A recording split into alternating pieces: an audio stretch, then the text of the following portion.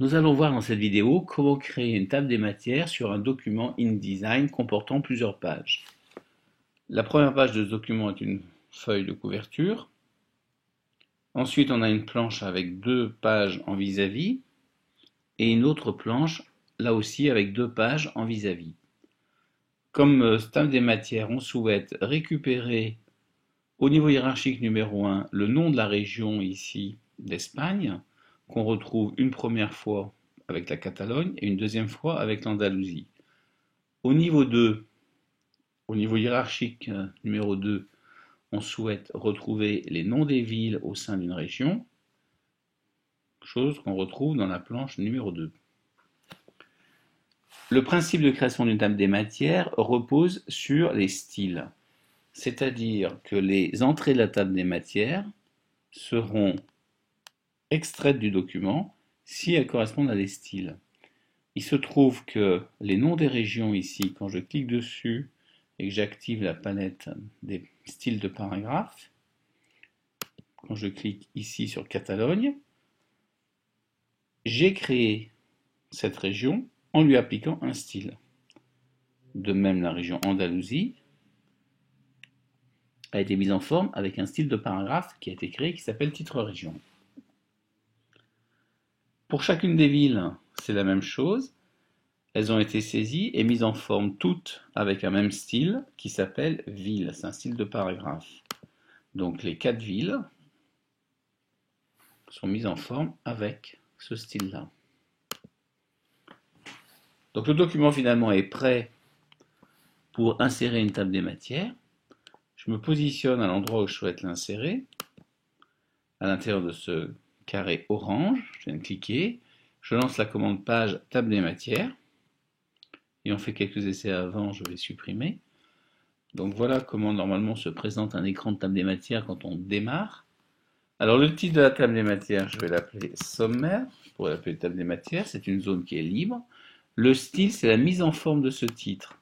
J'ai déjà créé, avant l'enregistrement de cette vidéo, un style que j'ai appelé TDM comme table des matières titre. Donc il s'occupera de mettre en forme le titre de cette table des matières. Ensuite, le contenu de la table des matières est basé sur le style des régions, que je sélectionne et que j'ajoute, et le style des villes, que j'ajoute. On observe qu'il est décalé. Ça traduit le niveau hiérarchique numéro 2. Ensuite, à chaque niveau, je vais mettre en forme l'entrée. Au niveau 1, le style sera TDM niveau 1. C'est un style table des matières niveau 1 que j'ai créé là aussi avant l'enregistrement de la vidéo, comme le style TDM niveau 2. J'applique le niveau 1. Le numéro de page sera écrit après l'entrée. Il pourrait ne pas y en avoir. Et entre l'entrée et le numéro de page, il y aura une tabulation. CTRL-T est le symbole d'une tabulation. Au niveau 2, je vais appliquer le style TDM niveau 2 que j'avais créé avant que je n'enregistre la vidéo. Numéro de page après l'entrée et CTRL-T tabulation. Je valide. Voilà la table des matières.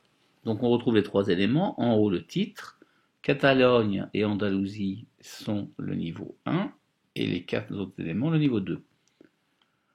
Voyons maintenant l'histoire des styles pour la mise en forme de la table des matières. Prenons l'exemple du sommaire ici. Je fais un double clic. Si je souhaite que le sommaire passe en italique, eh bien voilà, ça s'est appliqué. Il est en italique. Si je souhaite maintenant, par exemple, que les entrées de la table des matières au niveau 2 soient légèrement plus espacées, je vais aller sur le style niveau 2. Au niveau des espacements, je vais mettre par exemple près 1 mm. Et voilà.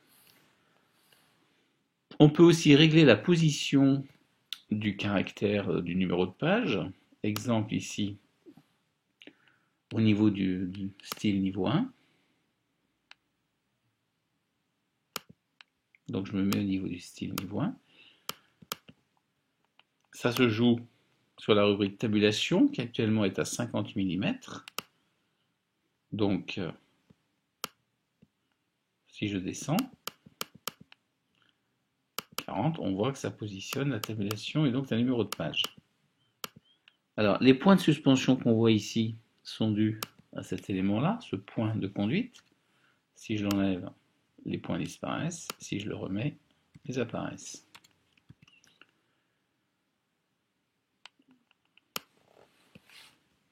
Et je valide.